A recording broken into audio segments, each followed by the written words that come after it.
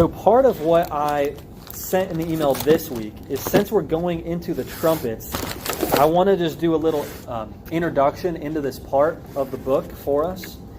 And to do that, we want to look at the book of Leviticus, chapter 23. You don't have to go there, but I will. We'll just be there just for a moment. And I put this in the homework, and in the email you saw a couple pictures I had of the feasts. So Old Testament feasts. And there's 7 of them, basically 7. So we'll just say 7.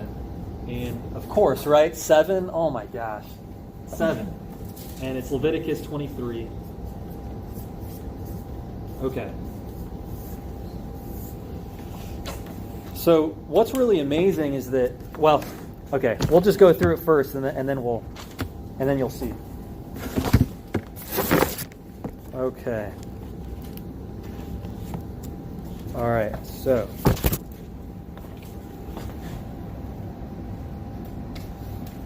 All right. So generally, the first feast, if you look at Leviticus 23, the first one is Sabbath.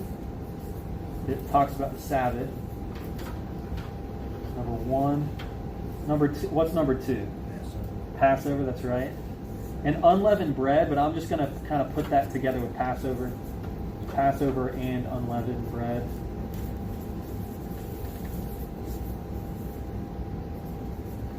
Okay. Third, first fruits. First fruits. That's right.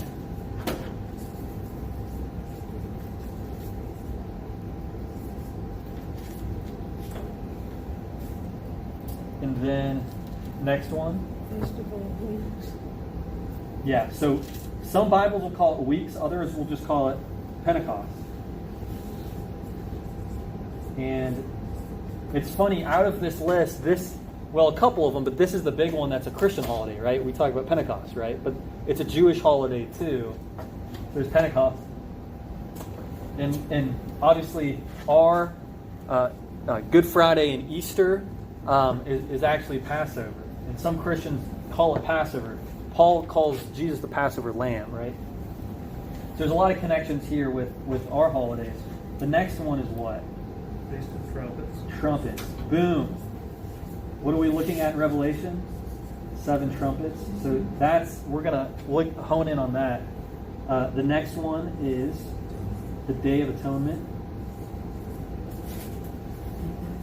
Okay. And then the last one is what? Tabernacle. Mine says Festival of Booths. Yeah, booths. So that's just another word. Booths or tabernacles. Yeah, that's right. Okay. All right. So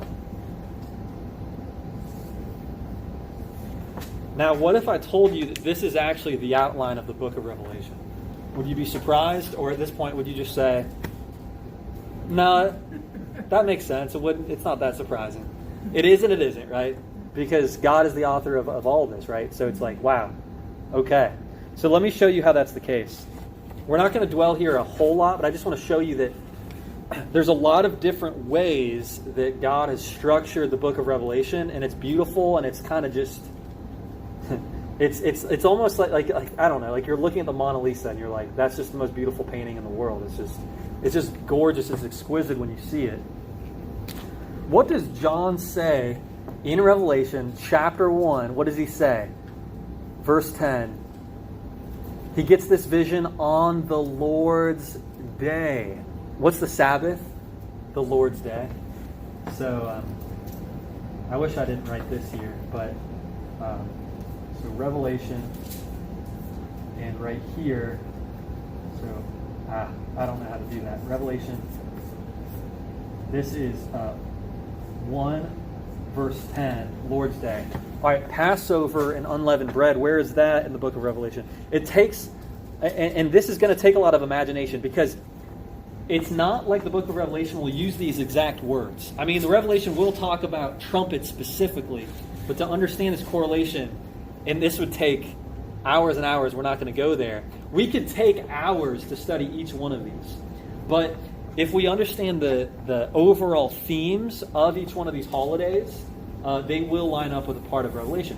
So Passover, what happens at Passover? We looked at this on Sunday mornings, but we know the story of Passover generally pretty well, right? So it's that last plague of Egypt. So the second to last is the darkness. And then the angel of death comes to take out the firstborn of any home that doesn't have the blood on the post, right? So what's the angel of death doing?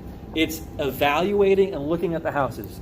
Is this one covered? Okay, we're good. Moving on to the next one. Is this one covered? All right, we're good. Go to the next one. This one. And it's evaluating each house. Where in Revelation do we see that? Evaluation of each little subgroup. This group, I'm going to evaluate you. This group, I'm going to evaluate you. Where do we see that? An evaluation of this household. This household. The 7 churches, right? I know these works, and you've done these things well, and you haven't done these things as well, right? Remember we talked about that a little bit, that the 7 letters to 7 churches in chapter 2 and 3 are kind of like a Passover.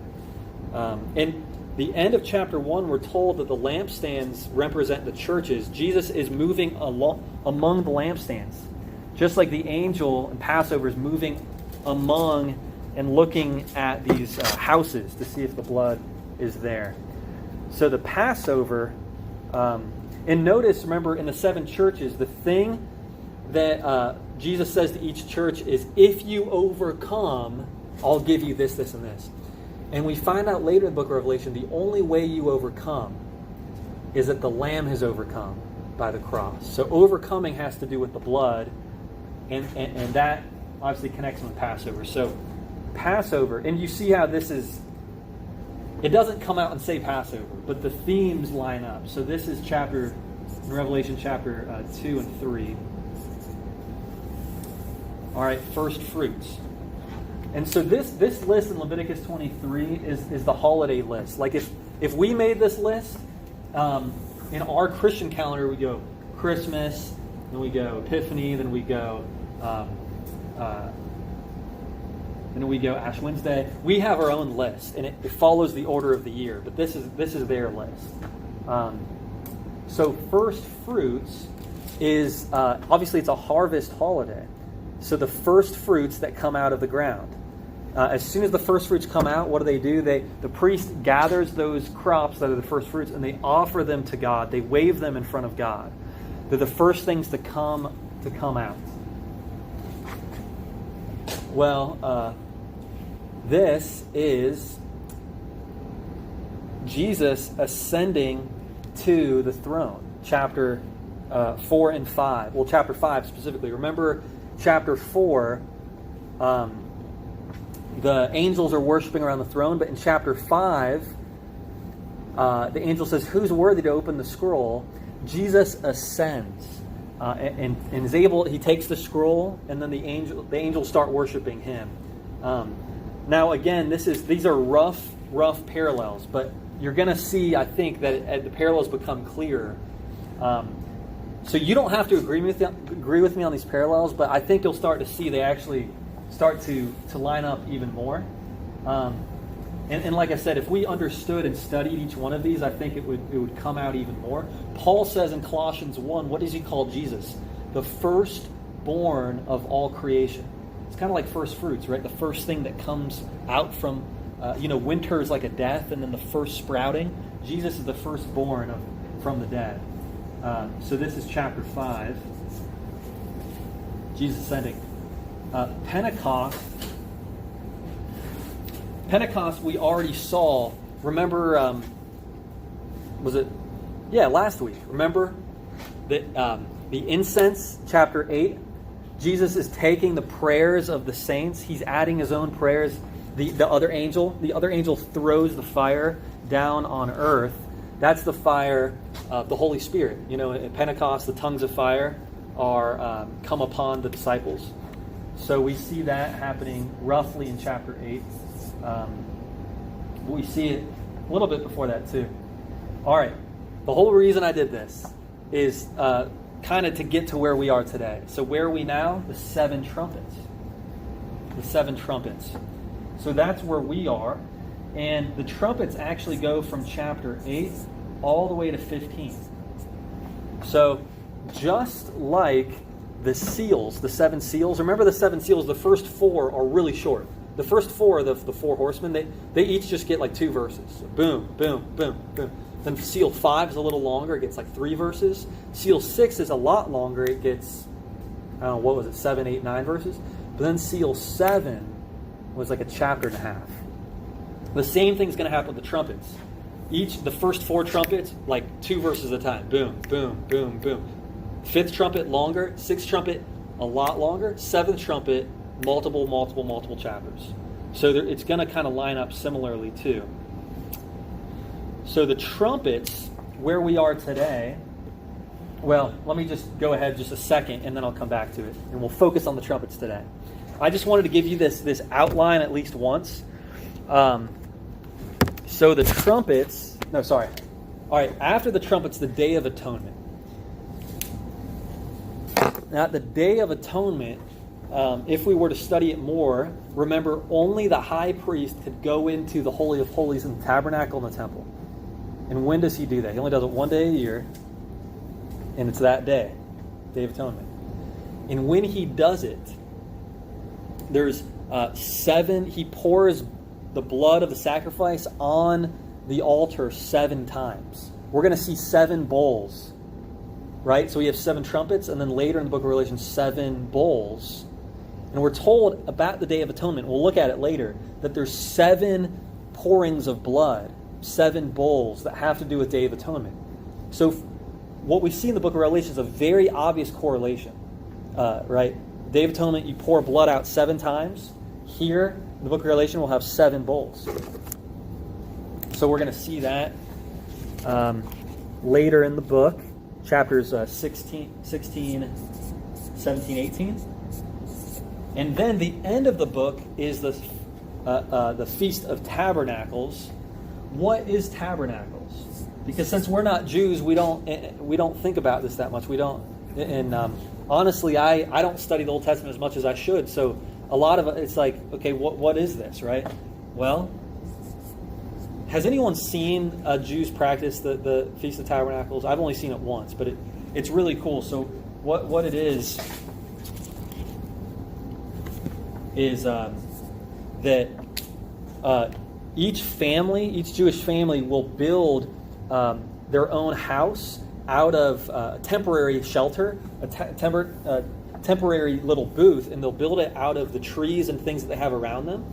And it reminds them that when they're going through the wilderness, that's what they would do, right? So the tabernacle would be in the center. That's God's house. And then their houses are little houses around his house. But as they're moving through the wilderness, they might have to just take up their tent. And then as they move tabernacle, and then they build new shelters. What's at the end of the book of Revelation? The new city, the new Jerusalem. The new city is not only where the people dwell, it's where God dwells. God dwells in the center, and the people dwell around him. That's what tabernacles is that the people are living right around where God is. So that's a picture of that. So we'll kind of break this down as we get to different places more. The one we've talked about the most already is Pentecost and Sabbath, right? We've talked about that a lot. All of this is John's vision on the Lord's Day, and we talked about how it lines up with Pentecost, and we looked at that last week a lot. So this week, we're looking at trumpets. Any questions on this before we talk about trumpets specifically? Like I said, we could take 2 entire sessions on this, and y'all know we could take more than that. Leviticus 23 is not the only place that talks about these holidays. There's a lot of other places, obviously. But this is the one place that kind of lists them all together and walks through them. Okay. So, let's think about, before we even get into the text, let's just talk about trumpets. Let's just say Feast of Trumpets.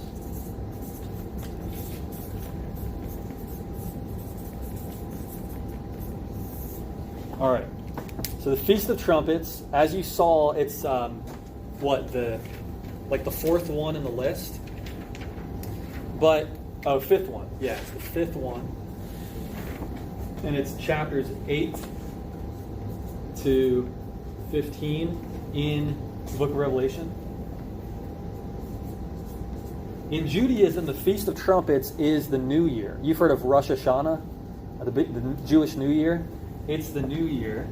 In the Bible, it won't say it's the New Year. That's something that they kind of came up with later after the Bible, but it's the New Year. Spelled that wrong, but something like that. And there's a couple different things that trumpets do in the Old Testament. Do y'all want to share? I know some of you know we've talked about this a little bit, but what's one of the things blowing a trumpet means in the Old Testament? There's not just one answer. Go ahead. There's a couple. There's a number of different instances of this. Go ahead. If you go ahead. Okay. Okay. So one is that when a priest offers a sacrifice, they blow a trumpet. If a priest offers a sacrifice, they blow a trumpet. So remember when after Jesus ascends in Revelation, then they're given instruments.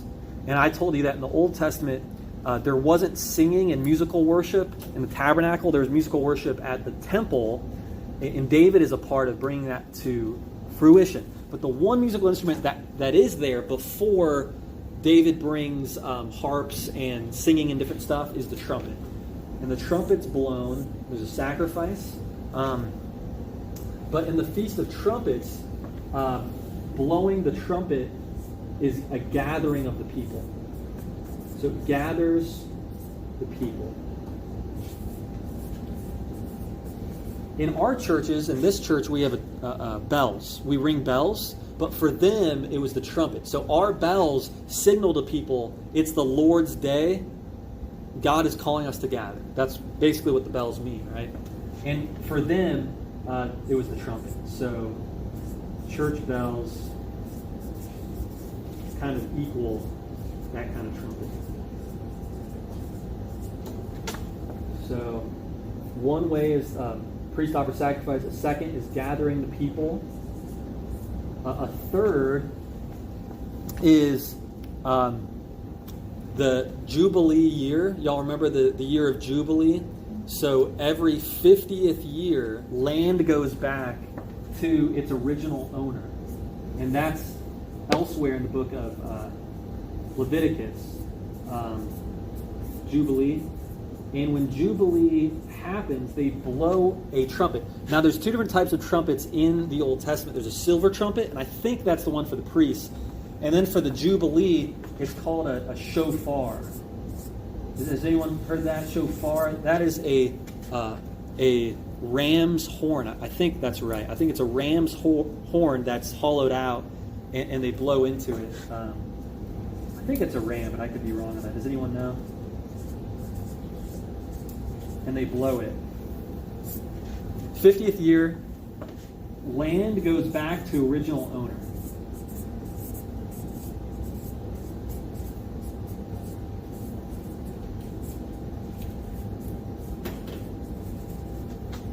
Okay.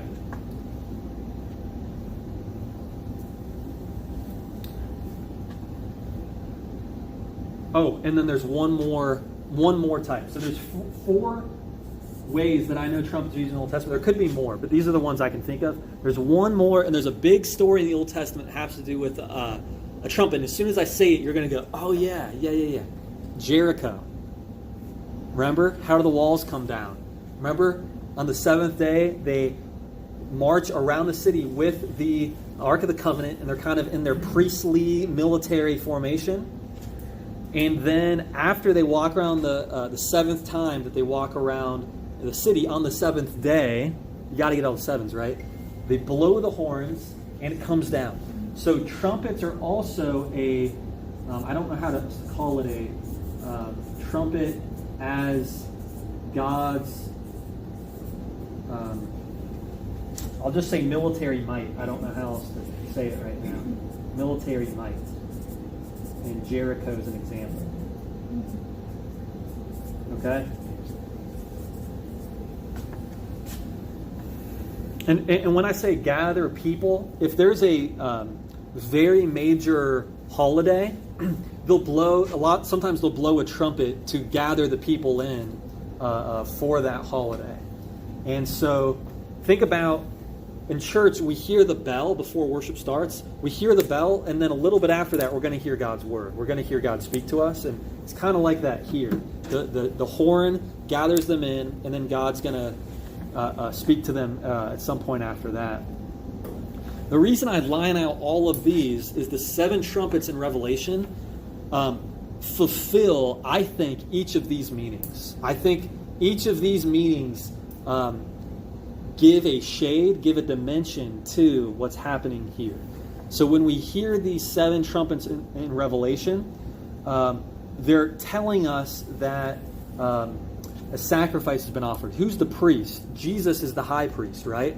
And those, remember, 5th seal, there's those who are under the altar. They've been sacrificed. They've given themselves to God. So there's a priestly sacrifice dimension to the trumpets. And remember, we looked at this.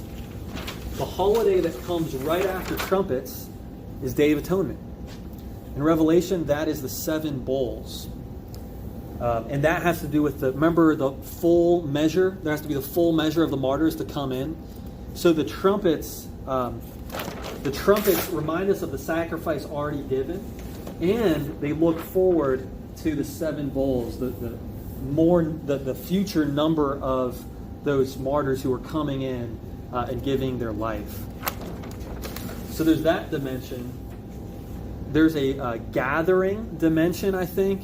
The way we can think about that is when we see the book of Revelation, as we talked about before, as a worship service. If you think about the book of Revelation as a worship service, the book has been brought. We talked about this before. In some churches, you'll see the Bible brought up like this, and then they give it to the pastor, and the pastor is going to open it up. And in a very, very, very dramatic way, the book of Revelation gives us like 2 chapters long of the opening the book, right? Opening the seal. And so the trumpets are kind of preparing us for the main message of the book of Revelation, which are, some would say, are the bowls. I think they're the bowls. So the trumpets are kind of getting us ready. So think about, like, in the ancient world and medieval world, if you go to England now, right? If a queen comes, you're going to hear some trumpets before they come, right? The trumpets prepare the way for the king or the queen.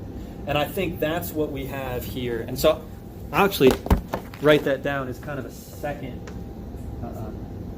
part of this. Prepare way for king.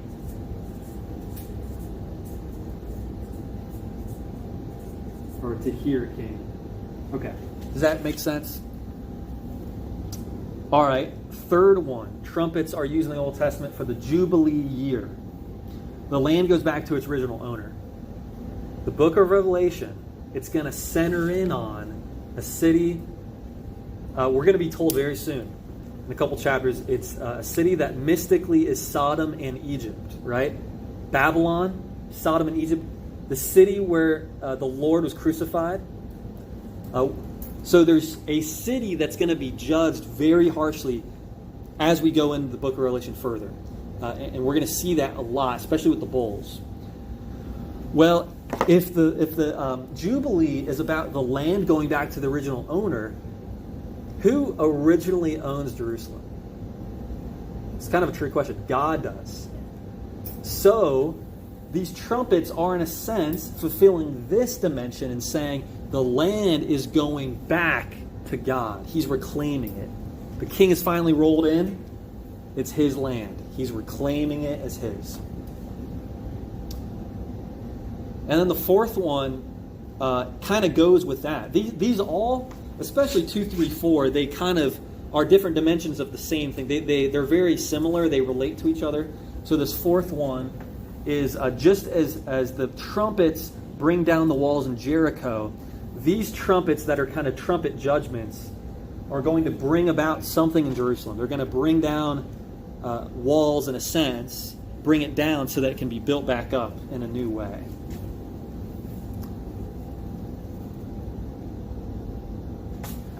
Questions on this before we then get into start walking through the trumpets. But I just want to give you this overview of trumpets.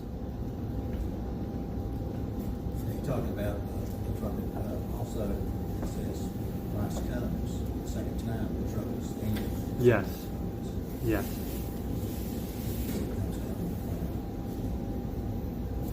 Yes, absolutely. Yeah. So this Revelation, and I think what you're hitting on is Revelation is not the only place in the New Testament that does this. It's the lengthiest place that does it, but there's a lot of other places that talk like this in the New Testament. There's a lot in the Old too. There's a lot in the New. And actually, you just reminded me that you just gave me a number 5. Thank you. Number 5. I'm actually going to put it up here. I'm going to put it up here. Trumpet is. How do I want to put it? Okay, I'll do this. Trumpet equals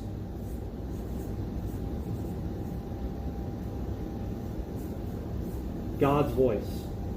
And in parentheses, I put echo of, because in Revelation, who's blowing the trumpets? 7 different angels. So these angels are echoing God's voice. God's voice is the real trumpet. But these angels are given trumpets, so they kind of echo forth. They're messengers. They speak forth. They're mouthpieces of His trumpet. In Exodus, Mount Sinai, God's voice is like a trumpet, it says, and it's so loud, it's piercing the people's ears. And they say, "Stop, Moses! Can you just tell us what he's saying? Because the trumpet's too loud. It's hurting our ears." So there's a harshness and intensity to this trumpet. And I think you're hitting on that too, and passages about Christ's return. And so the trumpet it's God's voice too. Any other questions or thoughts on this before we keep going? We can always come back to this too. But I think something like trumpets, it's a fun theme because you see it all the way. I mean, almost every book of the Bible will talk about trumpets. Not every one, but a lot of them will. So it's a theme that goes all the way through. Okay.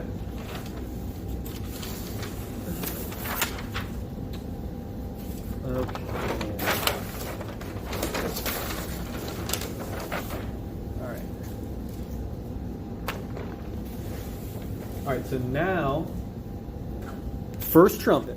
Last time I gave y'all a handout, so you should have a handout with the first 4 trumpets. I have a couple more if anyone needs one. Everyone's got it.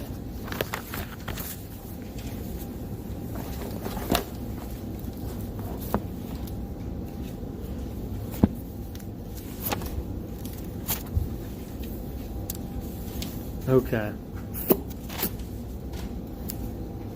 All right. We will jump into it here. Y'all feel like we're in the deep end, but it's going to be okay. God's grace is holding us here. I guess just real quick, is this helpful for y'all at all? If it's puzzling, that's probably a good thing, because I had to kind of study this for a while to even get like a little bit of a grasp on it. But if anything, I want this to just at least be a flag in your mind that, wow, the Bible is just beautiful and rich and really dense. There's a lot there. Because like I said, we could take 10 weeks on this. So anyway, so I just wanted to put that there. And we've talked about it, but we haven't charted out. We have not charted out how Revelation kind of looks like a worship service. We could also do that by breaking out sections like this, but we haven't done that yet. We can do that in a future week. Okay, first trumpet. Someone want to read it for us?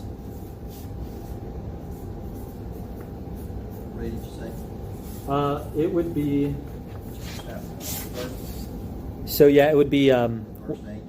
verses 6 and 7, right? Yeah. First angel sounded, and hail and fire followed, mingled with blood. They were thrown to the earth. A third of the trees were burned up. All the green grass was burned up. Okay. All right. So let's just walk this line by line. So we looked at this just a little bit last time, but not too much. So, all right. Hail and fire mixed with blood. What in the world would that be like, right? It's hard to even imagine. Like if you saw that, be like the hail would melt, and you can't really picture it, right? But that's what it says. But see, it's not Revelation in the Bible in general it's not always just visual. It's thematic. We're thinking about themes, just like we talk about trumpet, themes that go through the Bible. So hail and fire mixed with blood, hurled down upon the earth. Okay. So upon, hurled.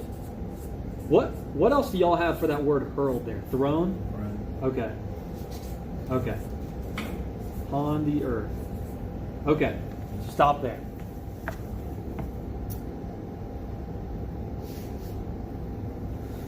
We already saw fire being thrown down, didn't we?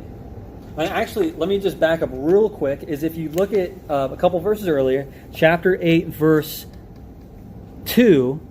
8, verse 2. Well, I'll just start at 8, verse 1. He opened the seventh seal. There's silence in heaven for about half an hour. We already talked about that. It could have taken half an hour to do the incense part of worship in actual Old Testament worship itself.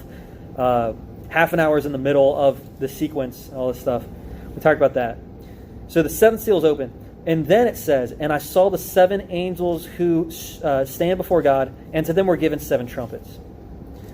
Another angel who had golden censer came and blew. Okay, we don't need it. We already looked at that. What I'm trying to show you is what's happening is, if you notice, the 7th seal is not being finished in its description yet, and we already have the 7 trumpets coming in to the story. Does that make sense? So instead of the 7 seals cleanly stopping and then the trumpets starting, they're mixed a little bit in the middle. Do you notice that? It doesn't say the 7th seal and blah, blah, blah, and finish the seal.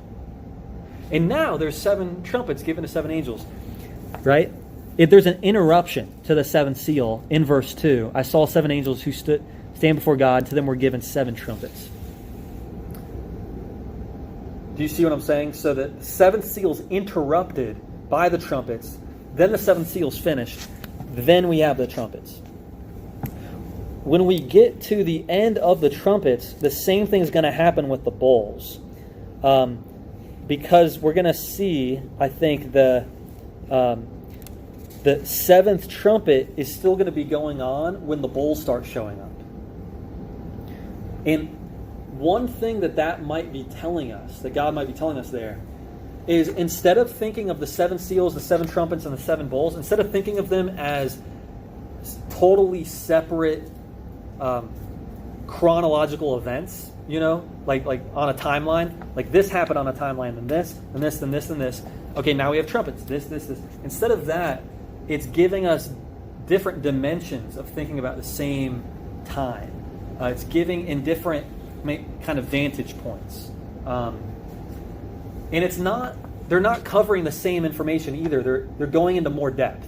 So the 7 seals, I said before, are kind of like the table of contents. Hey, this is just, when you look at table of contents, all you know is little titles. You just get a little snippet. 7 seals are kind of a little snippet. And then the trumpets are little announcements. It's almost like a subtitle. So now you're getting even more information. But the bowls are going to give us the fullest information. So I just wanted to put that out there, and I think there's a clue to that, the fact that the 7th seal doesn't finish without the trumpets already interrupting it. So they're kind of One way I saw this, someone talk about this is, you know those Russian dolls that fit inside of each other? You know the stack? You know there's one inside and then another, and you all know what I'm talking about? It's kind of like that. The seven seals, seven trumpets, and seven bowls are stacked inside of each other in some ways. So we'll see them interrupt each other more. Okay. First angel sounded his trumpet, and there came hail and fire mixed with blood. It was hurled down upon the earth. Okay, last time we looked at this, and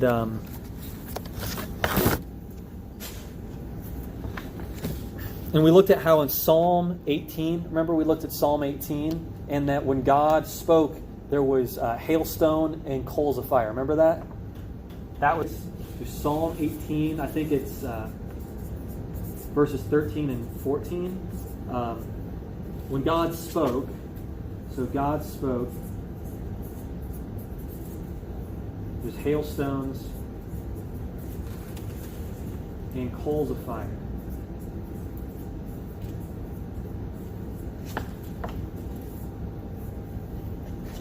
And we see this in other places in the Old Testament too. When God speaks, fire is also present. Sometimes a cloud is also present, right? So in Exodus, in Mount Sinai, there's smoke, there's fire, and then there's a sound that's so loud it's like a shrieking trumpet, and then God speaks. And there's a sense that the trumpet itself is God speaking. But we already saw the fire being hurled down, thrown upon the earth. Already, chapter 8, verse 5. Right?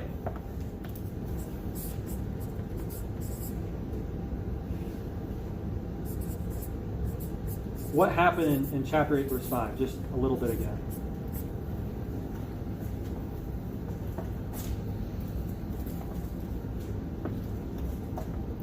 Remember, the other angel takes the incense from the altar, which is the prayers of those from the fifth seal, those Old Testament saints who were crying out under the altar.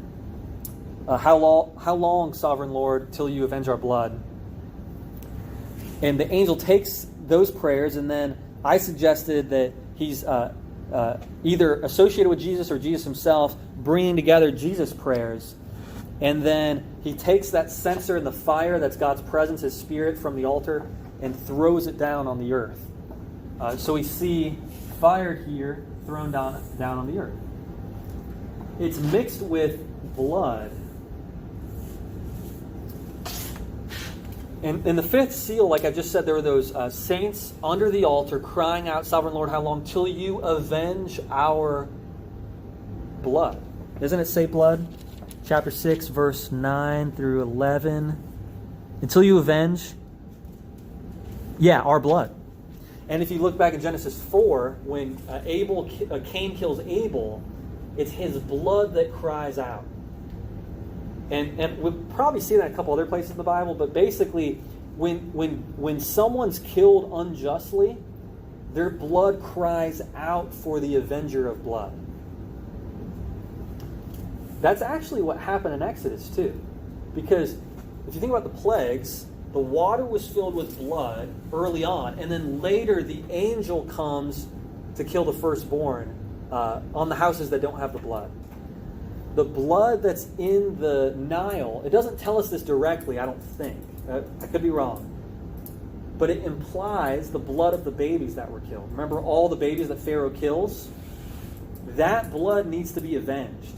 And that's what God does with the plagues. And so in a similar way, God needs to avenge the blood of the martyrs here. And in the second, let's see.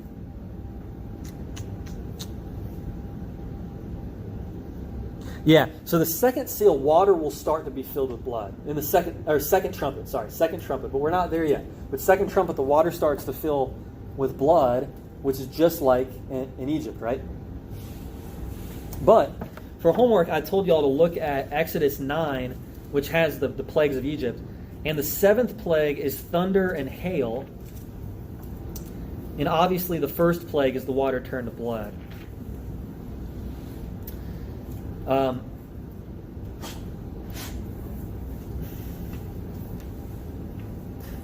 Well, what we need to notice is if a lot of these judgments from the trumpet, if a lot of them are the plagues, the same as the plagues of Egypt, they're not in the same sequence, but most of them are one of the plagues that God brought to Egypt. If that's true, which if you keep looking, you'll notice, yes, this, not in the exact same description, but these things happen in Egypt.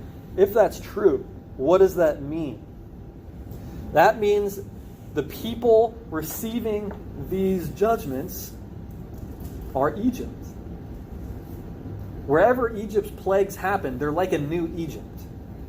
And if there's a new Egypt, what does that mean? God is calling a people out of that place, right? When the plagues happen in Egypt, what happens? God's saying, let my people go. They need to come out of there. They need to get out of there, right? We're going to find out that this place that these things are happening to primarily is what John will call Babylon, or he'll call it Egypt. And I'm going to argue, other people will disagree, but I'm going to go with the interpretation that place is actually Jerusalem. The reason it is because later John will say the place, he calls it Babylon, the place where the Lord was crucified. And we know he's crucified in Jerusalem, just outside the city. So that's the place that's receiving these judgments. So Jerusalem equals the new Egypt. And that means his people need to leave. His people need to come out. So I'll just say new Exodus out of Egypt, out of Jerusalem. Okay. And we talked last time about this hail. And the hail, does anyone remember what we talked about here? This is kind of speculative. I don't really know what to do with the hail, other than obviously it's one of the plagues in Exodus. Exodus chapter 9, verse 13 talks about the hail that God brings down on the land of Egypt. It says, the Lord said to Moses, stretch out your hand toward heaven so that hail may fall on the whole land of Egypt, on humans and animals and all the plants of the field and land. And so Moses stretches out staff toward heaven, and the Lord sent thunder and hail, fire came down on the earth. And the Lord rained hail on the land of Egypt. There was hail with fire flashing continually in the midst of it. Such heavy hail had never fallen on the land of Egypt since it became a nation. The hail struck everything in open field throughout the land, both human and animal. Okay. So you get the picture.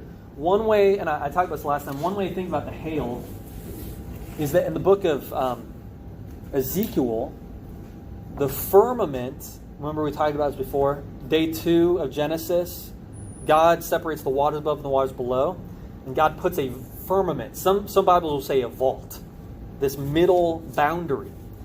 And in Revelation, that boundary is called a sea of, he calls it a sea of crystal glass. But in Ezekiel, in one place, he calls it a sea of, he calls it frozen, what does he call it? Something like frozen ice or something. He describes it as ice. So it's a speculative point, but it's interesting to think about that it could be that it's an image of this thing falling apart. Heaven and earth are not separated in the way they used to be. That actually means that now sinful humanity is face to face with God. And remember, you can't be face to face with God and live. Remember, even Moses couldn't. But Jesus actually becomes the kind of the new mediator there. But that's a whole other thing we could talk about. That could also take an entire class. Okay. So then we have second half of verse 7. A third of the earth was burned up, a third of the trees, and all the green grass. Okay? Third of land? Do your Bible say land? Mine says earth, but land? Earth? Is that King James? Yeah. Third of trees and all the grass. Okay. All grass. Green grass. Okay? As Rogers mentioned before, the sixth seal from chapter 6, the sixth seal, the fourth seal, talked about sword, pestilence, wild beasts, famine, coming to a fourth of the earth. So we went from fourth to now third. I don't know exactly what that means, but it obviously means there's an increase. So whatever's happening, like before we saw a sneak peek, and now it's a little more and a little more. And the other thing what's really interesting, if you follow in the trumpet section, there's 12 mentions of 1/3. So it's kind of a cool, of course, right? The numbers and math people are going to love that too, right? 12 mentions of 1/3 happen in the trumpet section. What is 12 thirds? It's 4. What is 4 in Revelation? It's the fullness of the earth, 4 corners of the earth, the 4 rivers, the 4 winds of heaven, the 4 winds of earth. So 4 is a completeness of land, the expanse of all earthly dominion. So there's something there. Land, trees, and green grass. In the Bible, we've talked about this before. So Rogers has the King James. Others, like mine, says earth here, 1/3 earth, but land is probably a better translation. The reason is because when I say the word promised land, you automatically know what I'm talking about. In the Bible, land is specifically referring to Israel first. So the Bible doesn't primarily use the word earth the way we think about it. We think about like all land everywhere. There's a word that means that, but a lot of times, especially in Revelation, it's talking about the promised land primarily first. So 1/3 of the land here means the special, what we would call the Holy Land. And that has to do with what we're going to see later, that this is Jerusalem he's talking about. So 1/3 of the land, that means 1/3 of the promised land people, which means the Jews, are burned up, it says. 1/3 of the trees burned up, and 1/3, and all the green grass. Well, what are the trees? Okay, you see this in your handout. I have it in the handout, but the trees, for reasons that we're not going to get into right now, trees, well, we could talk about it a little bit. Trees have to do with authority, right? Tree of life and tree of knowledge of good and evil. The pillars of the temple are like trees. The lampstands in the tabernacle are trees. Trees have to do with authority. They also have to do with kind of a bridge between heaven and earth. They're kind of like altars in a sense, but they're an authority. There's something about authority that's tied to trees. And so one suggestion is that the trees here have to do with the saints. We already saw that there's the 144,000. There's those that are under the altar. And so one way of thinking about this is 1/3 of the land are the Jews in the promised land. 1/3 of the trees are saints. And then the green grass,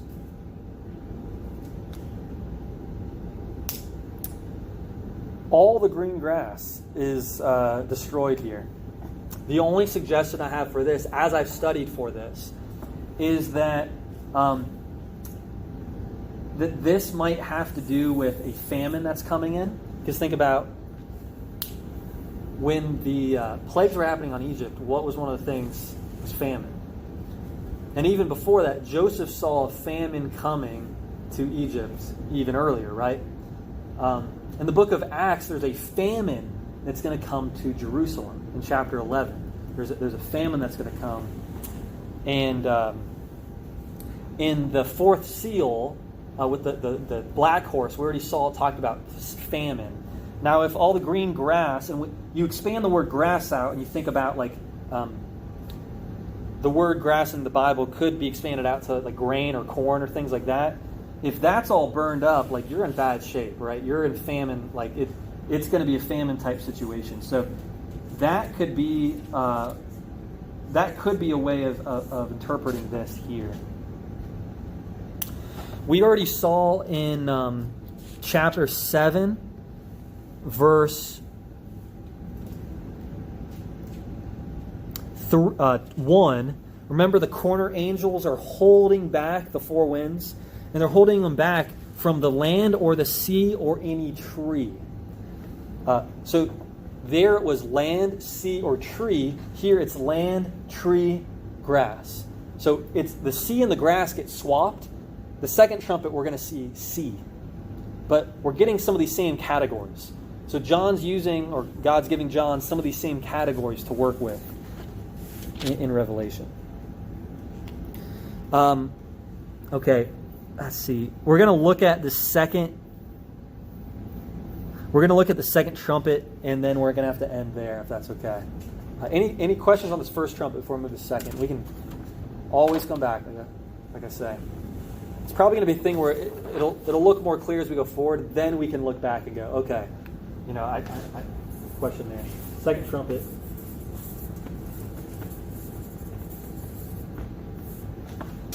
All right. Second angel sounded his trumpet. Something like a huge mountain, all ablaze, was thrown into the sea. A third of the sea turned into blood. A third of the living creatures in the sea died, and a third of the ships were destroyed. Okay. Here we go. Deep end. Getting in there. All right. What does Jesus say in the Gospels? Matthew 21. Matthew 21. I think when you hear this, you're going to be like, whoa. That's, whoa. Okay? Matthew 21. 21. 21. Truly, I tell you, if you have faith and do not doubt, not only will you do what has been done to this fig tree, but even if you say to this mountain, be moved, be lifted up and thrown into the sea, it will be done. Whatever you ask for in prayer with faith, you will receive. Remember that? If you have faith to move mountains, remember when Jesus says that? What is he talking about? Whatever he's talking about, probably related here. Here are mountains flying into the sea. It is on fire. What is that? But it has to be related to what Jesus is talking about here, right? It has to be. Jesus says, you'll even say to this mountain, be lifted up and thrown into the sea, and it'll be done. Now, what if I told you the passage that I just read from Jesus is in the very section where he had just cleansed the temple? Remember, he drove out those selling things in the temple. He whips the animals to get them out of there. He says it's a den of robbers. And then, just a little bit after, he goes on to start talking about the temple coming down. All right. So, huge mountain on fire. All right. Huge mountain on fire, thrown into sea.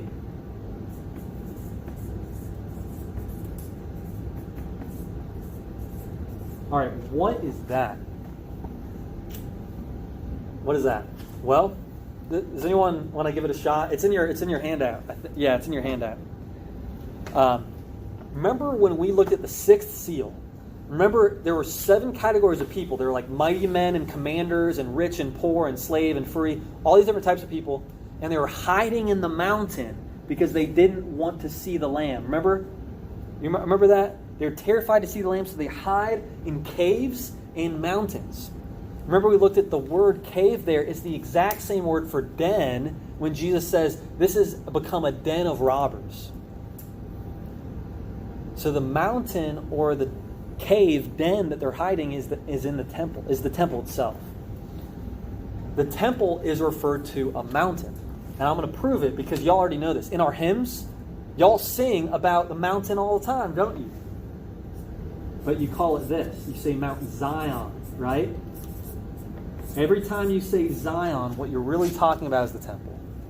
And technically, it's actually Mount Moriah. So you've probably seen that too, and that's where Abraham is asked to sacrifice Isaac on Moriah. But these mountains are both right next to each other, and the city of Jerusalem's right on these mounts. In the book of Ezekiel, and I don't think I have the citation for you, in the book of Ezekiel, an altar, it says an altar is a holy mountain. An altar is a holy mountain. And actually, I'll just write this right here. Ezekiel, an altar is a holy mountain. So if an altar is a holy mountain, what's on altars? Fires. What's in the temple of Jerusalem? There's always a fire in there. This is a huge mountain on fire. In other words, it's the temple with the fire of God in it, like an altar, because it has an altar in it, right? Actually, it has a couple altars. But it's thrown into the sea. Thrown into the sea. All right, if we zoom out, if you zoom out as much as you can, zoom out in the Bible. Go boom. Go 30,000 foot view. Boom. Tell me if anyone in the Old Testament ever eats fish. Just think about it. Nope. No one in the Old Testament ever eats fish. Fish are mentioned. No one ever eats fish. In the New Testament, they're eating fish all the time. There's fishermen. The disciples are fishermen. In the Old Testament, barely anyone's even in boats. Noah's in a boat and his family. Jonah is in a boat. But other than that, there's not many boats. In the New Testament, there's boats all the time. Paul's in a boat. Jesus in a boat. Disciples in a boat. Why am I saying this? It all happens to do with sea. Why? Because the sea in the Bible means Gentiles. The sea in the Bible means Gentiles. I know this looks weird and you're going, Stephen, whoa, what? But remember I told you here, land, when the Bible says land, it has to do with the promised land. And the promised land people are Jews. So generally, as symbols in the Bible or themes in the Bible, the land refers to Jews and the sea refers to Gentiles. So when Jonah is going to the Gentiles, what does he have to get on? A boat. When Paul's going to the Gentiles, what does he have to get on? A boat. And so sea has to do with Gentiles. When Daniel talks about a beast coming out of the sea, what is he talking about? A beast that is from a Gentile nation. Think about it this way too. Israel, on its west side, it's ocean over there. So when foreigners come in to see them, they're often coming in from the water. So when they think of foreigners, they think of those people who come on water to us. Not always. I know they can come through the land too. But the sea, you're just going to take my word for it, but you can disagree. We can talk more about it more. But it represents the Gentiles themselves. If that's true, then a huge mountain being thrown into the sea, what would that mean? That would mean that the temple is coming out of the promised land, and the temple is going to go out to where those Gentiles are. Jesus says he is the new temple. And he's going out to the Gentiles, right? And what the temple means is the temple is where you meet with God. In the old system, if you wanted to meet with God, if we wanted to meet with God and we're not Jews, men, we have to get circumcised. We have to follow all these laws, and we have to do it just right to get into the courtyard, and then other people have to sacrifice for us to be able to meet with God. But when Jesus says, if you pray, what does he say?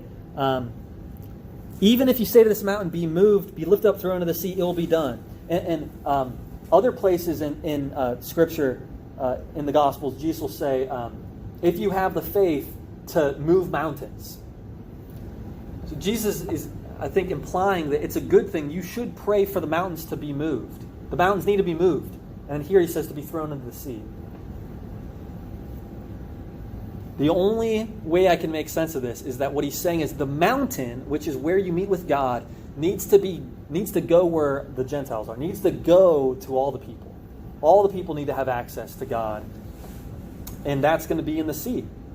And the whole New Testament is filled with the sea, both literally and with Gentiles. It's all about Gentiles. It's all about Gentiles. And that's why we're here today. So, that's what's going on. Now, the big question you might be thinking, and I wonder this sometimes too, is, okay, if John or God wanted, through John, to just tell us what I just said, why wouldn't he just say that? Why wouldn't he just say, Mount Zion collapsed and went into the Gentile nations or something like that, right? And I think there's a couple reasons why the scripture isn't like that.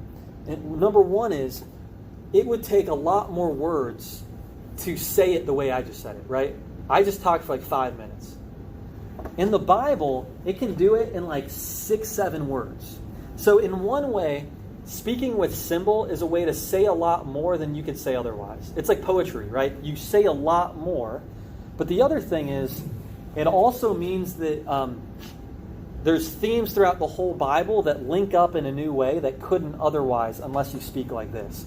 Because when you say mountain, it's not just the Temple Jerusalem. You're also thinking Mount Sinai. You're also thinking Mount Nebo, where Moses died. You're also thinking Mount Horeb, where, you think of all these mountains where God meets with people. And now all of a sudden, those mountains are now being given to the Gentiles in effect. So, in one way, it's hard for us to interpret because we, and myself included, don't know the Bible as well as we could. But on the other, there's a lot more that God can tell us by using these images. So this is our end of our time, and we're just getting through the second one, second trumpet. We didn't even finish second trumpet yet. But any questions on this or anything else before we continue? We're going to see land and sea a lot, right? Later we're going to see a beast that has 1 foot in the sea, 1 foot on the land. Well, I think this can help us out when we think about promised land, Gentile land. What does Paul say in Romans? I'm preaching the gospel. It's the gospel first to the Jew and also to the Greek. So you go, you have those dimensions. So, any questions, thoughts, jokes right now? I know this is a lot. I know this is really heavy, but I know y'all are rising to the occasion because this just so happens to be probably the hardest book in the whole Bible. And as a result of wrestling with it, as I've said, we will learn way more about the rest of the Bible than we could otherwise. It's forcing us to study it. We looked at Ezekiel, we looked at Exodus, we looked at Leviticus.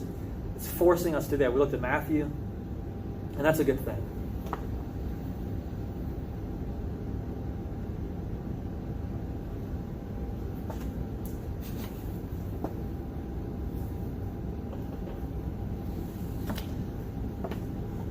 Let's close with the Lord's Prayer together.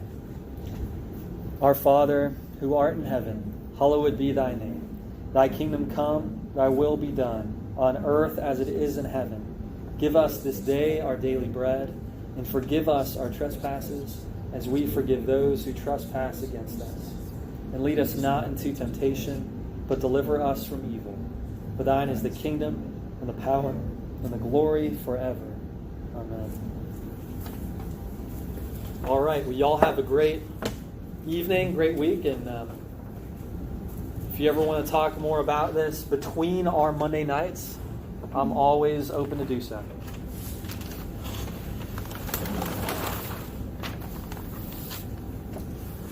We're in the deep end. Getting in there. We're over a third. Yeah, we're over a third through. It's pretty amazing.